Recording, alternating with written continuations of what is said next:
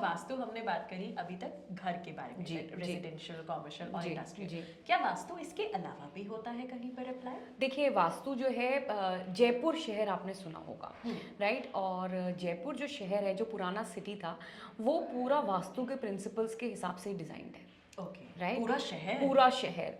In fact अभी जो आपका ये तेलंगाना स्टेट बना है, हाँ। इसमें भी कहा गया है कि इन्होंने जो कैपिटल बनाया है उसमें वास्तु के प्रिंसिपल्स को अप्लाई किया है, राइट? तो ऐसा रेफरेंस हम मतलब ये तो हम लाइव अभी देख रहे हैं हमारे सामने।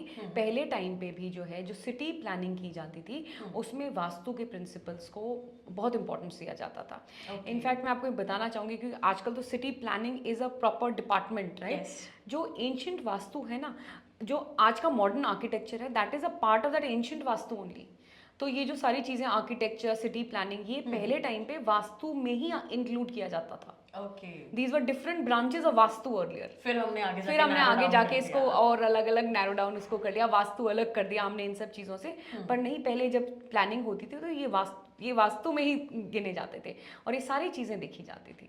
सो it's not just limited to residence और जस्ट टू फैक्ट्री और ऑफिस, बट पूरी टाउनशिप जैसे आजकल बन रहे अपार्टमेंट्स वगैरह, पूरी टाउनशिप बनती है, पूरे शहर बनते हैं वास्तु के हिसाब से। बट सॉल्यूशन किस तरह का होता है? फॉर एग्जाम्पल अगर किसी के घर में बीमारी है, लाइक यू सेड कि अगर किसी को ब्रेन से रिलेटेड बीमारी है या न्यूरो से रिलेटेड बीमारी है, अगर हम इसी एग्जाम्पल को ले लें तो सॉल्यूशन क्या होगा? अच्छा, देखिए सोल्यूशंस जैसे मैंने कहा सिंपल सोल्यूशंस होते हैं। पहली चीज़ कि एक तो लोग ये भी डर जाते हैं कि वास्तु वाला कोई आएगा तो तोड़ फोड़ करवाएगा। अच्छा, तो ऐसा हर केस में नहीं होता है, राइट?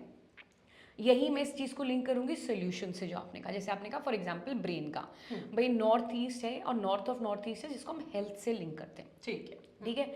अब भाई कोई किसी घर में मूव किए और उन्होंने कहा कि जब से हम इस घर में आए हैं हमें हेल्थ की प्रॉब्लम्स, हर फैमिली मेंबर को कुछ ना कुछ चल रही है।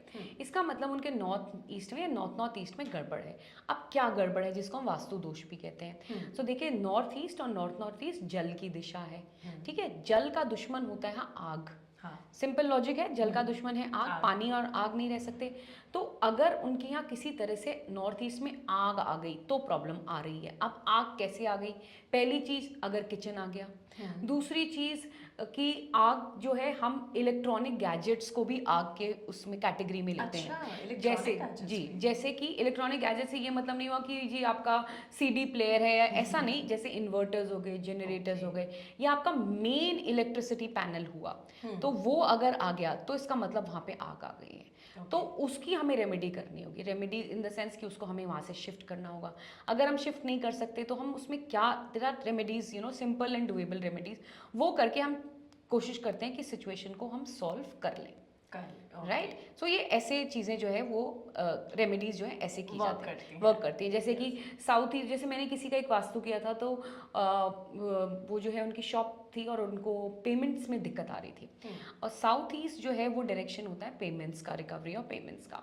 तो उनके वहाँ पे ना वाटर डिस्पेंसर और जो बिस्लेरी की अपनी बॉटल्स मंगवाते थे खूब सारे, सब उन्होंने जो है जो भी पानी की चीज़ें थी ना वो सब वो साउथ ईस्ट में थी।